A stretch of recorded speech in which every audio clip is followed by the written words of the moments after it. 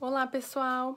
A aula de hoje é sobre sistema cardiovascular. Ela segue o mesmo esquema da aula passada e a atividade também. Então, vocês vão assistir a videoaula, estudando, fazendo as devidas anotações e vão construir um mapa mental sobre esse sistema.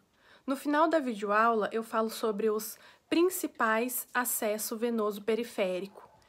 Essa parte é muito importante, ok? Então, vamos para a aula?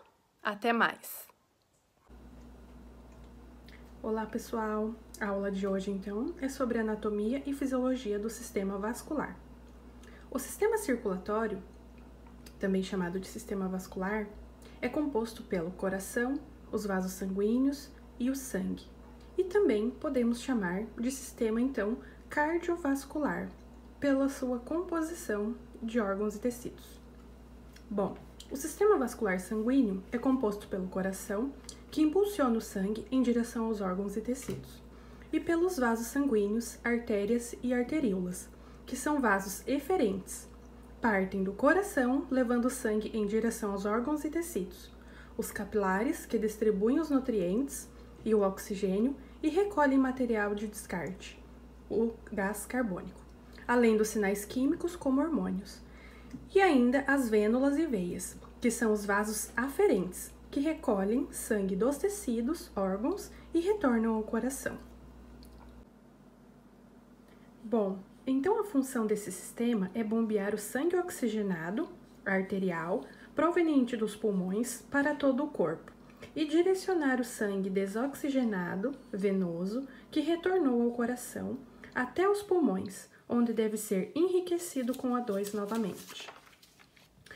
Resumo das principais funções: transporte de gases resultantes da respiração e necessários para a respiração celular, transporte de nutrientes e substâncias resultantes do metabolismo, transporte de elementos do sistema imunitário.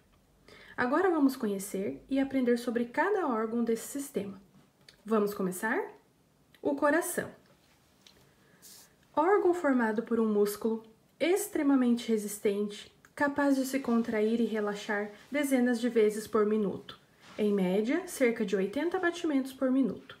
Graças à força muscular exercida pelo coração, que o sangue é capaz de circular pelos vários quilômetros de artérias e veias no interior do corpo.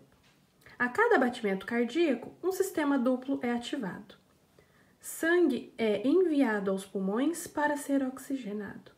E sangue é enviado para o corpo para transporte de substâncias. O tecido muscular é do tipo estriado cardíaco, tem ação involuntária e é dividido em 3 camadas: miocárdio, endocárdio e pericárdio. O coração fica situado na cavidade torácica, atrás do externo, acima do músculo diafragma, num espaço chamado mediastino. A cavidade do coração é subdividida em 4 câmeras, 2 átrios, direito e esquerdo, e 2 ventrículos, direito e esquerdo. E entre átrios e ventrículos, os orientadores do sangue, que são chamados de válvulas. E como isso funciona? O sangue entra no átrio direito, passa para o ventrículo direito, o sangue entra no átrio esquerdo, passa para o ventrículo esquerdo. Um átrio não se comunica com outro átrio, assim como um ventrículo não se comunica com outro. O sangue passa do átrio para o ventrículo pelas válvulas tricúspide, do lado direito, e mitral, pelo lado esquerdo. A função das válvulas cardíacas é garantir que o sangue siga uma única direção. Quando o sangue sai do coração pelo ventrículo direito, o sangue quase não carrega oxigênio. Traz mais gás carbônico e substâncias descartadas pelas células, pois acabou de chegar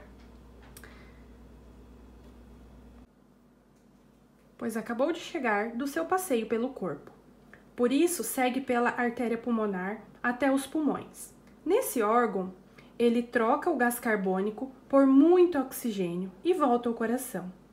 Retorna ao coração pelo átrio esquerdo e segue para o ventrículo esquerdo e sai pela artéria aorta em direção ao resto do corpo para recomeçar seu trabalho, entregar oxigênio e nutrientes a cada célula e recolher o que elas não precisam mais.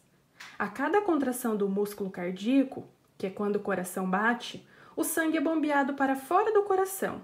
Isto é chamado de sístole. E quando o músculo cardíaco relaxa, o coração se enche de sangue antes da próxima batida. Isto é chamado de diástole. A cada sístole do coração, um fluxo sanguíneo é lançado para dentro das artérias. Essa força que o sangue faz nas paredes das artérias é chamado de pressão arterial.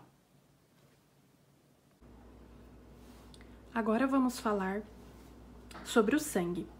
O sangue é um tecido conjuntivo líquido que circula pelo sistema vascular, de cor vermelha, produzido na medula óssea. Ele é formado por diversos tipos de células que constituem uma parte sólida do sangue, essas imersa em uma parte líquida, chamada de plasma. Composição do sangue: elementos figurados, hemácias, leucócitos e plaquetas, e o plasma. Sua maior composição é água. Sua função é manutenção da vida do organismo, transporte de nutrientes, excretas, metabólitos, oxigênio, gás carbônico, hormônio e anticorpos. Agora vamos falar sobre os vasos sanguíneos. O sangue é transportado pelas artérias, vasos que saem do coração.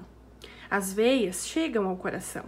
Assim, tanto artéria quanto veias podem transportar sangue rico em oxigênio, arterial, ou pobre em gás, venoso. As artérias. Elas carregam o sangue do coração para o corpo. São vasos sanguíneos mais grossos e resistentes, possuindo paredes com mais camadas de células para que possam suportar pressão sanguíneas maiores. As artérias conduzem o sangue do coração para todo o corpo. Durante esse trajeto, as artérias vão mudando o calibre, ficando cada vez mais finas, à medida que vão adentrando os órgãos. A maior artéria do corpo se chama aorta. As veias. São vasos sanguíneos mais lisos, com paredes menos resistentes. Quase não há pressão sendo exercida nas veias. A função delas é levar o sangue de volta ao coração. As veias possuem válvulas que impedem o retorno do sangue, evitando que a circulação seja interrompida. Quando há problemas nessas válvulas, o sangue vai se acumulando e pode-se formar pequenos coágulos, que são nocivos. A maior veia do corpo se chama cava. Os capilares. São vasos sanguíneos extremamente finos, que penetram no interior do órgão e tecido, para levar substâncias diretamente para as células. São nos capilares que também ocorrem a hematose, troca de gases, oxigênio e gás carbônico, entre sangue e tecidos. O sangue chega através das artérias, que vão diminuindo cada vez mais de calibre, penetram nos tecidos através dos capilares, realizam as trocas e o sangue retorna ao coração através das veias. Agora que já conhecemos o sistema cardiovascular, vamos conhecer quais são os principais acessos venosos? O acesso venoso periférico é um dos procedimentos mais realizados em emergências médicas. É uma das intervenções mais realizadas pela enfermagem e 90% dos pacientes hospitalizados necessitam em algum momento de um acesso venoso para a realização de uma terapia. Através de acesso venoso periférico, é possível administrar grandes quantidades de volumes mais rapidamente, além de uma vasta variedade de medicações venosas. As vias de acessos periféricos são as veias dos membros superiores do antebraço, por acomodar catéter mais calibroso. Vejamos algumas: veia cefálica, veia basílica, veia mediana do antebraço e cotovelo, veias do dorso da mão. A escolha do sítio é um dos mais importantes aspectos. Devemos sempre considerar o calibre e localização da veia, tipo e duração do tratamento. As veias da fossa antecubital tornam-se menos recomendadas pela proximidade da articulação. A parte distal da veia safena pode ser utilizada em pacientes pediátricos e neonatos, assim como as veias da região cefálica nos casos de neonatos.